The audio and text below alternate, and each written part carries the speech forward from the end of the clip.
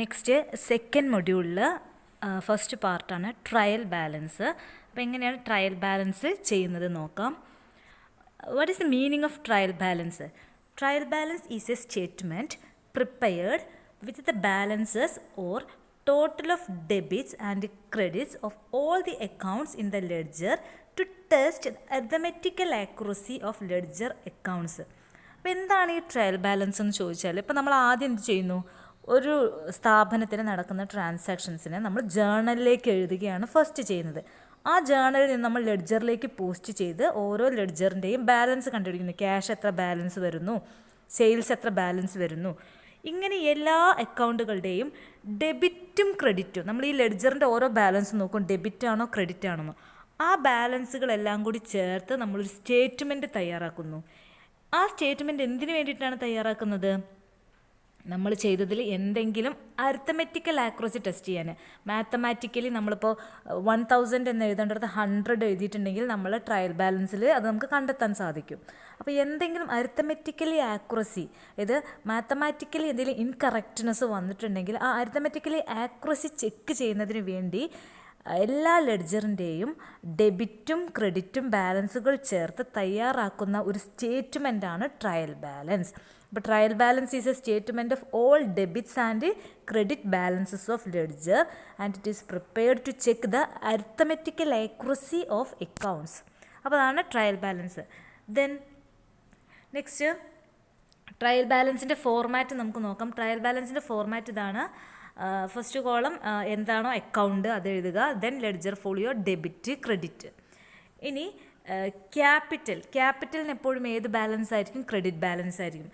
Liability also credit balance, income also credit balance. അപ്പോൾ capital, liability, income ഈ മൂന്നിനും credit balance ആയിരിക്കും. Assets and എക്സ്പെൻസസിന് എന്തായിരിക്കും? ഡെബിറ്റ് ബാലൻസും ആയിരിക്കും എപ്പോഴും ഉണ്ടാവുക. അപ്പോൾ അസറ്റ്സ് വന്നാൽ നമ്മൾ ഡെബിറ്റിൽ എഴുതുന്നു, അതുപോലെ എക്സ്പെൻസ് വന്നാൽ ഡെബിറ്റിൽ എഴുതുന്നു. ബാക്കി 3 അക്കൗണ്ടുകളുടെയും ബാലൻസ് ക്രെഡിറ്റിലായിരിക്കും വരുന്നത്. ഇനി എന്താണ് ഈ ട്രയൽ ബാലൻസിൻ്റെ ഒബ്ജക്റ്റീവ്സ്? First objective is that to ascertain the arithmetical accuracy of ledger accounts. നമ്മൾ തയ്യാറാക്കുന്ന ലെഡ്ജറിൽ എന്തെങ്കിലും എഴുതിയത് തെറ്റ് വന്നിട്ടുണ്ടെങ്കിൽ, ഇപ്പോൾ എക്സാമ്പിൾ പറയുകയാണെങ്കിൽ ഈ ട്രയൽ ബാലൻസ് ചെയ്യുമ്പോൾ ഡെബിറ്റും ക്രെഡിറ്റും തുല്യമായില്ലെങ്കിൽ നമ്മൾ എന്തെങ്കിലും ചെയ്തത് തെറ്റുണ്ടെന്ന് മനസ്സിലാക്കാൻ സാധിക്കും. അപ്പോൾ എന്തെങ്കിലും നമ്മൾ ചെയ്ത ലെഡ്ജറിൽ എന്തെങ്കിലും തെറ്റുകളുണ്ടെങ്കിൽ കണ്ടെത്താൻ സാധിക്കുന്നു. Then to help in locating errors തെറ്റുകൾ കണ്ടെത്താൻ, ഈ അരിത്തമെറ്റിക്കൽ ആക്യുറസി ചെക്ക് ചെയ്യുന്നതിൻ്റെ കൂടെ തന്നെ നമുക്ക് എവിടെയാണോ മിസ്റ്റേക്ക് വന്നത് ആ മിസ്റ്റേക്ക് കണ്ടെത്താൻ, എറേഴ്സ് കണ്ടെത്താനും സാധിക്കുന്നു. എങ്ങനെയൊക്കെ എറേഴ്സ് കണ്ടെത്താൻ സാധിക്കുക? ഒന്ന്, നമ്മൾ അക്കൗണ്ട് ബാലൻസുകളൊക്കെ ഒന്നും കൂടി ചെക്ക് ചെയ്യുന്നു. ചിലപ്പോൾ നമ്മൾ അക്കൗണ്ട് ബാലൻസ് ചെയ്തെടുത്തായിരിക്കാം മിസ്റ്റേക്ക് വന്നത്, ചിലപ്പോൾ നമ്മൾ ജേർണലിൽ നിന്ന് ലെഡ്ജറിലേക്ക് എഴുതുമ്പോഴാവാം മിസ്റ്റേക്ക് വന്നത്, അല്ലെങ്കിൽ നമ്മൾ അക്കൗണ്ടിൽ നിന്നും ഈ ട്രയൽ ബാലൻസിലേക്ക് എഴുതുമ്പോൾ ചിലപ്പോൾ എമൗണ്ട് മാറി എഴുതാം, അല്ലെങ്കിൽ പലപ്പോഴും ടോട്ടൽ ചെയ്യുമ്പോഴാവും മിസ്റ്റേക്ക് വന്നിട്ടുണ്ടാവും. ഇങ്ങനെ എവിടെയാണോ നമ്മുടെ എറർ വന്നത് ആ എറർ കണ്ടെത്താനും സാധിക്കുന്നു. Then to help the preparation of the financial statement. നമ്മൾ ഈ ട്രയൽ ബാലൻസ് ഉപയോഗിച്ചുകൊണ്ടാണ് സ്ഥാപനത്തിൻ്റെ ലാസ്റ്റ് ചെയ്യുന്ന ഫൈനൽ അക്കൗണ്ട്, ബിസിനസ്സിൻ്റെ ലാഭനഷ്ട കണക്കുകൾ തയ്യാറാക്കുന്നത് ഈ ട്രയൽ ബാലൻസ് ഉപയോഗിച്ചുകൊണ്ടാണ്. പ്രധാനമായും 3 ഒബ്ജക്റ്റീവാണ് ട്രയൽ ബാലൻസിനുള്ളത്. ഒന്ന്, to check the arithmetical accuracy of accounts, അക്കൗണ്ടുകളുടെ മാത്തമാറ്റിക്കലി കറക്റ്റാണോ ചെക്ക് ചെയ്യാൻ. ചെക്ക് ചെയ്താൽ മാത്രം പോരാ, this help to locate the errors, എവിടെയാണ് തെറ്റുകൾ സംഭവിച്ചത് എന്ന് കണ്ടെത്താൻ സാധിക്കുന്നു.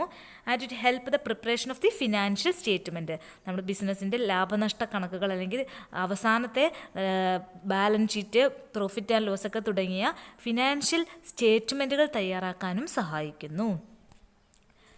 Next, methods of preparing trial balance. ഒരു ട്രയൽ ബാലൻസ് തയ്യാറാക്കുന്നതിനുള്ള മെത്തേഡ്സ് ഏതൊക്കെയാണ്? പ്രധാനമായും 3 മെത്തേഡ്സ് ആണുള്ളത്. Total method, balance method, total cum balance method. ഈ 3 മെത്തേഡാണ് ഉള്ളത്. ഇനി നമുക്ക് ഓരോന്നായിട്ട് നോക്കാം. First, balance method.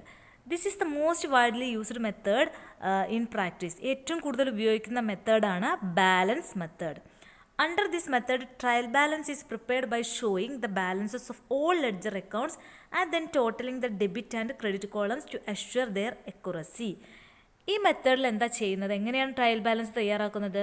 നമ്മൾ എല്ലാ ലെഡ്ജർ അക്കൗണ്ട്സും ടോട്ടൽ ചെയ്ത് ബാലൻസ് ചെയ്ത് അതിൽ നിന്നും നമ്മൾ ലെഡ്ജർ അക്കൗണ്ട് ട്രയൽ ബാലൻസ് തയ്യാറാക്കുകയാണ് ചെയ്യുന്നത്. അപ്പോൾ ആദ്യം എല്ലാ ലെഡ്ജറുകളും തയ്യാറാക്കി അത് ബാലൻസ് ചെയ്യുന്നു, എന്നിട്ട് അതിൽ നിന്നും നമ്മൾ കണ്ടെത്തുകയാണ് ചെയ്യുന്നത്. ബാലൻസ് ചെയ്തിട്ട് നമ്മൾ ട്രയൽ ബാലൻസിലേക്ക് എഴുതുന്നു, അതിൻ്റെ ടോട്ടൽസ്, ബാലൻസസ്, എന്നിട്ട് ടോട്ടൽ ചെയ്തിട്ടാണ് കണ്ടുപിടിക്കുന്നത്. അപ്പോൾ നമുക്കൊരു എക്സാമ്പിൾ നോക്കാം ബാലൻസ് മെത്തേഡിന്. Prepare trial balance from the following transactions. 3 question ഉണ്ട്.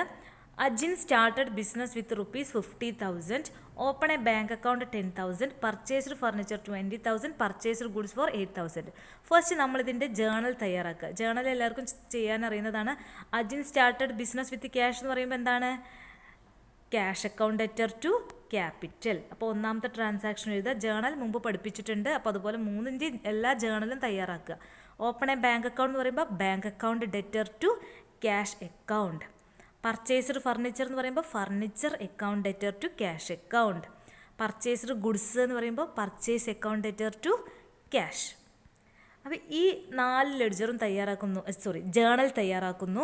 ഈ ജേണലിൽ നിന്നും അടുത്ത സ്റ്റെപ്പ് എന്താണ്? ഈ ജേണലിൽ നിന്ന് നമ്മൾ ലെഡ്ജറിലേക്ക് പോസ്റ്റ് ചെയ്യുന്നു. ഏതൊക്കെ ലെഡ്ജറാണ് തയ്യാറാക്കേണ്ടത്? Cash account, capital account, bank account, furniture account. Cash already ഉണ്ടാക്കിയതുകൊണ്ട് വീണ്ടും ഉണ്ടാക്കേണ്ട പർച്ചേസ് അക്കൗണ്ട്. അപ്പോൾ cash, capital, bank, furniture, purchase, ഈ അക്കൗണ്ടുകളെല്ലാം തയ്യാറാക്കുക, അതിൽ പോസ്റ്റ് ചെയ്യാം. ക്യാഷ് അക്കൗണ്ടിലേക്ക് പോസ്റ്റ് ചെയ്യുന്നത് എല്ലാവർക്കും അറിയാമെന്ന് വിചാരിക്കുന്നു. ഒന്നുകൂടി പറയാം. ക്യാഷ് അക്കൗണ്ടിൽ എന്ത് പോസ്റ്റ് ചെയ്യണം? ക്യാപിറ്റൽ ആണ് പോസ്റ്റ് ചെയ്യേണ്ടത്. അപ്പോൾ ക്യാഷ് അക്കൗണ്ടിൽ ടു ക്യാപിറ്റൽ 50,000. അടുത്തത് ക്യാഷിൽ പോസ്റ്റ് ചെയ്യേണ്ടത് ബൈ ബാങ്ക് 10,000. അപ്പോൾ ബൈ ബാങ്ക് 10,000. നെക്സ്റ്റ് ക്യാഷിൽ പോസ്റ്റ് ചെയ്യേണ്ടത് ബൈ ഫർണിച്ചർ 20,000. അപ്പോൾ by furniture 20,000. Then by purchase 8,000. By purchase 8,000. ഇനി ഇതെങ്ങനെ ബാലൻസ് ചെയ്യും? ഏത് സൈഡാണ് കൂടുതൽ നോക്കുക? ക്യാഷ് അക്കൗണ്ടിൽ എപ്പോഴും ഡെബിറ്റ് സൈഡാണ് കൂടുക. അപ്പോൾ 50,000 കൂടുതലുള്ള 2 സൈഡിൽ എഴുതുന്നു. എന്നിട്ട് അതായത് ബിസിനസ്സിലേക്ക് ക്യാഷ് വന്നത് 50,000, അതിൽ ചിലവായത് 38,000. അപ്പോൾ ബാക്കിയുള്ളത് ബാലൻസ് 12,000. അപ്പോൾ ഇങ്ങനെ എല്ലാ അക്കൗണ്ടുകളും എന്ത് ചെയ്യുക? ബാലൻസ് ചെയ്യുക. ഏതെല്ലാം അക്കൗണ്ട് തയ്യാറാക്കണം എന്ന് പറഞ്ഞു? ക്യാപിറ്റൽ, ബാങ്ക്, ഫർണിച്ചർ, പർച്ചേസ്, എല്ലാ അക്കൗണ്ടും തയ്യാറാക്കുക. ഈ തയ്യാറാക്കിയതിന് ശേഷം അപ്പോൾ ആദ്യത്തെ സ്റ്റെപ്പ് നമ്മൾ ഇപ്പോൾ നമ്മൾ ചെയ്തുകൊണ്ടിരിക്കുന്ന മെത്തേഡ് ബാലൻസ് മെത്തേഡാണ്. ബാലൻസ് മെത്തേഡിൽ ഫസ്റ്റ് ചെയ്യേണ്ടത് നമുക്ക് ട്രാൻസാക്ഷൻ തരും. അപ്പോൾ ട്രാൻസാക്ഷനിൽ നിന്നും ഫസ്റ്റ് ജേണൽ തയ്യാറാക്കുന്നു. ജേണലിൽ നിന്ന് ലെഡ്ജർ തയ്യാറാക്കുന്നു. ദെൻ അടുത്ത് നമ്മൾ ട്രയൽ ബാലൻസ് മെത്തേഡിൽ നമ്മളിപ്പോൾ ഈ കണ്ടെത്തിയ ബാലൻസുകൾ എടുത്ത് എഴുതുക. ക്യാഷിന് കിട്ടിയ ബാലൻസ് ഡെബിറ്റ് ബാലൻസ് ആണ്. അതായത് അസറ്റുകൾ എപ്പോഴും ഡെബിറ്റ് ആയിരിക്കും. അപ്പോൾ ക്യാഷിന് ഡെബിറ്റ് ബാലൻസ് ഇത് നോക്കിയറിയാം. ക്യാഷിന് ഡെബിറ്റ് ബാലൻസ് ആണ് വന്നിട്ടുള്ളത്. അതായത് ഈ സൈഡാണ് കൂടുതൽ വന്നിട്ടുള്ളത്. ഇവിടെ ബാലൻസ് ബ്രോ ഡൗൺ, ഇവിടെയാണ് ബ്രോ ഡൗൺ വരുന്നത്. ഇവിടെ ബ്രോ ഡൗൺ എഴുതിയിട്ടില്ല. ഇവിടെ ബാലൻസ് ബ്രോട്ട് ഡൗൺ 12,000 ഉണ്ടായിരിക്കും. അപ്പോൾ ഈ ഡെബിറ്റ് സൈഡിലാണ് ബാലൻസ് വരുന്നത്. ഇവിടെയാണ് ബ്രോട്ട് ഡൗൺ വരുന്നത്. ഇവിടെ എഴുതിയിട്ടില്ല, അതും കൂടി ചേർക്കട്ടോ. ഇവിടെ ബാലൻസ് ബ്രോട്ട് ഡൗൺ 12,000. അപ്പോൾ ഡെബിറ്റ് ബാലൻസ് ഈ സൈഡാണ് കൂടുതൽ വരുന്നത്. ഡെബിറ്റ് ബാലൻസ് ആണ് വരുന്നത്. ക്യാപിറ്റലിന് ഏത് ബാലൻസാണ് വരുന്നത്? ഏത് സൈഡാണ് കൂടുതൽ വരുന്നത്? ഈ സൈഡാണ്. ഇവിടെയാണ് വരുന്നത് ബാലൻസ്. ക്യാരി ഡൗൺ ഇവിടെയാണെങ്കിൽ ബ്രോട്ട് ഡൗൺ ഇവിടെയായിരിക്കും. ക്രെഡിറ്റ് സൈഡാണ് കൂടുതൽ. അപ്പോൾ ഏത് സൈഡാണോ കൂടുതൽ വരുന്നത് അവിടെ ആയിരിക്കും ബാലൻസ് വരിക. അപ്പോൾ ക്യാഷ് അക്കൗണ്ടിൽ ഡെബിറ്റ് ബാലൻസ് 12,000, ക്യാപിറ്റൽ അക്കൗണ്ടിന് ക്രെഡിറ്റ് ബാലൻസ് ആണ് ബാക്കിയുള്ളത് 50,000, ബാങ്ക് അക്കൗണ്ടിന് ഡെബിറ്റ് ബാലൻസ് ആണ് വന്നിട്ടുള്ളത് 10,000, ഫർണിച്ചറിനും ഡെബിറ്റ് ബാലൻസ് ആണ് ബാക്കി 20,000, പർച്ചേസ് 8,000. ഇനി 2 സൈഡും ടോട്ടൽ ചെയ്യുക. ഡെബിറ്റ് ടോട്ടൽ ചെയ്യുമ്പോൾ 50,000 കിട്ടും, ക്രെഡിറ്റ് ടോട്ടൽ ചെയ്യുമ്പോൾ 50,000 കിട്ടും. അപ്പോൾ എപ്പോഴും ഡെബിറ്റും ക്രെഡിറ്റും എന്തായിരിക്കും? ഈക്വൽ ആയിരിക്കും. ഇപ്പോൾ ഇത് ചെയ്യുമ്പോൾ നമുക്ക് ഫോർ എക്സാമ്പിൾ ഇവിടെ 50,000 ഇവിടെ 48,000 വന്നു എന്ന് വിചാരിക്കുക. അതിനർത്ഥം എന്താ? നമ്മൾ ചെയ്തത് എവിടെയോ മിസ്റ്റേക്ക് പറ്റിയിട്ടുണ്ടെന്ന് മനസ്സിലാക്കാൻ പറ്റും. അതിനുശേഷം നമ്മൾ ഓരോ ഭാഗം നോക്കുക. ജേണലിലാണോ തെറ്റ് പറ്റിയത്? എമൗണ്ട് എഴുതിയാലാണോ തെറ്റ് പറ്റിയത്? ജേണലിൽ നിന്ന് ലെഡ്ജറിലേക്ക് എമൗണ്ട് എഴുതിയപ്പോഴാണ് തെറ്റ് സംഭവിച്ചത്? എവിടെയാണ് മിസ്റ്റേക്ക് സംഭവിച്ചത് എന്ന് കണ്ടെത്തുക. അപ്പോൾ അതൊക്കെയാണ്. അപ്പോൾ നമുക്കിത് ഉപയോഗിച്ചുകൊണ്ട് ട്രയൽ ബാലൻസ് ഇങ്ങനെയാണ് തയ്യാറാക്കുന്നത്. അപ്പോൾ ട്രയൽ ബാലൻസ് പറഞ്ഞപ്പോൾ നോക്കുക, നമ്മൾ കണ്ടെത്തിയ ലെഡ്ജറുകളുടെ ഡെബിറ്റ് ക്രെഡിറ്റ് ബാലൻസുകൾ എഴുതി അടങ്ങിയ ഒരു സ്റ്റേറ്റ്മെൻ്റ് ആണ് എന്ത്? ട്രയൽ ബാലൻസ് എന്ന് പറയുന്നത്. എന്തിനാണ് ചെയ്യുന്നത്? നമ്മളിപ്പോൾ ചെയ്തതിൽ എന്തെങ്കിലും മിസ്റ്റേക്ക്, ഇത് ടോട്ടൽ ചെയ്യുമ്പോൾ 2 സൈഡ് ഈക്വൽ ആയില്ലെങ്കിൽ നമുക്ക് മനസ്സിലാക്കാം നമ്മൾ ചെയ്തതിൽ എവിടെയോ മിസ്റ്റേക്ക് സംഭവിച്ചിട്ടുണ്ടെന്ന് നമുക്ക് ട്രയൽ ബാലൻസ് ചെയ്യുന്നതിലൂടെ മനസ്സിലാക്കാൻ സാധിക്കും. ഇനി അടുത്തത് ഈ 2 ക്വസ്റ്റ്യൻ ഇതുപോലെ നിങ്ങൾ ചെയ്ത് നോക്കുക. 2 ക്വസ്റ്റ്യൻസ് ഉണ്ട്. അപ്പോൾ ഇതൊന്ന് ട്രൈ ചെയ്ത് നോക്കുക. എന്നിട്ട് ഡെബിറ്റും ക്രെഡിറ്റും ഈക്വൽ ആവുന്നില്ലെന്ന് നോക്കുക കേട്ടോ. അപ്പോൾ ഈ പ്രോബ്ലം ട്രൈ ചെയ്ത് നോക്കുക. നെക്സ്റ്റ് ഇത് ഉപയോഗിച്ചുകൊണ്ട് അടുത്തത് നമ്മുടെ ബാലൻസ് മെത്തേഡിൽ ജസ്റ്റ് നമുക്ക് ബാലൻസുകൾ തരും. അത് ജസ്റ്റ് എഴുതുക മാത്രമേ ചെയ്യാനുള്ളൂ. ക്യാപിറ്റൽ ബാലൻസ്, ഇത് ബാലൻസ് ആണ് തന്നിട്ടുള്ളത്. ഇത് വെച്ചിട്ട് നമ്മൾ ഈ ബാലൻസ് ഉപയോഗിച്ചുകൊണ്ട് ട്രയൽ ബാലൻസ് തയ്യാറാക്കാനാണ്. Capital, furniture, commission, purchase, sales, salary, rent. അപ്പോൾ ഇത്രയും ഐറ്റംസ് തന്നിട്ട് നമ്മളോട് ട്രയൽ ബാലൻസ് ഉണ്ടാക്കാൻ പറയും. അപ്പോൾ ജസ്റ്റ് ഇതിൽ ഏതൊക്കെയാണ് ഡെബിറ്റ് ബാലൻസ് വരിക, ക്രെഡിറ്റ് ബാലൻസ് ഉണ്ടാവുക എന്ന് അറിയാം. എന്തിനൊക്കെയാണ് ഡെബിറ്റ് ബാലൻസ് വരുന്നത്? അസറ്റിനും എക്സ്പെൻസുകൾക്കും ഡെബിറ്റ് ആയിരിക്കും. ക്യാപിറ്റൽ, ലാബിലിറ്റി, ഇൻകം, ഈ മൂന്നിനും ക്രെഡിറ്റ് ബാലൻസ് ആയിരിക്കും. ക്യാപിറ്റൽ എന്താണ്? ക്രെഡിറ്റ് ആയിരിക്കും. അപ്പോൾ ക്രെഡിറ്റിൽ എഴുതാം. അപ്പോൾ ക്യാപിറ്റൽ ക്രെഡിറ്റ്. ഫർണിച്ചർ എന്താണ്? അസറ്റാണ്, ഡെബിറ്റ്. കമ്മീഷൻ റിസീവ്ഡ് എന്ന് പറയുന്നത് കമ്മീഷൻ കിട്ടി, ഇൻകമാണ്. ഇൻകം എപ്പോഴും ക്രെഡിറ്റ് ആയിരിക്കും. അപ്പോൾ ഇതും ക്രെഡിറ്റ്. അപ്പോൾ കമ്മീഷൻ കണ്ടോ, ക്രെഡിറ്റ്. ദെൻ പർച്ചേസ് എന്താണ്? ഡെബിറ്റ് ആയിരിക്കും. എക്സ്പെൻസ് ആണ്, സാധനങ്ങൾ മേടിക്കുക എന്ന് പറഞ്ഞാൽ, അപ്പോൾ ഡെബിറ്റാണ്. സെയിൽസ് എന്ന് പറഞ്ഞാൽ എന്താ? വിറ്റ് സാധനങ്ങൾ ക്യാഷ് വിറ്റ് നമുക്ക് ഇൻകം വരികയാണ്. അപ്പോൾ ഇൻകം എന്ന് പറഞ്ഞാൽ എന്താണ്? അസറ്റ് അല്ല കേട്ടോ. സെയിൽസ് എന്ന് പറഞ്ഞാൽ ഇൻകമാണ്. ഇൻകം എപ്പോഴും എന്താണ്? ക്രെഡിറ്റ് ആയിരിക്കും. അപ്പോൾ ഇൻകം ക്രെഡിറ്റ്. ദെൻ സാലറി എന്ന് പറഞ്ഞാൽ എന്താ? ശമ്പളം കൊടുത്തു എന്ന് പറഞ്ഞാൽ ചിലവാണ്, എക്സ്പെൻസുകൾ എന്താണ്? ഡെബിറ്റ്. റെൻറ്റ്, വാടക കൊടുത്തു എന്ന് പറഞ്ഞാലും ചിലവാണ്, ചിലവുകൾ ഡെബിറ്റ്. അപ്പോൾ ഏതൊക്കെയാണ് ക്രെഡിറ്റ് വരിക? ക്യാപിറ്റലും കമ്മീഷനും സെയിൽസും ക്രെഡിറ്റ്. കാരണം എന്താ? ക്യാപിറ്റലിനും ക്രെഡിറ്റ് ബാലൻസ് ആണ്, ഇൻകംസിനും ക്രെഡിറ്റ് ബാലൻസ് ആണ്. ഇൻകം എന്താണ്? സെയിൽസ് ഇൻകമാണ്, കമ്മീഷൻ കിട്ടിയെന്ന് പറഞ്ഞാൽ ഇൻകമാണ്.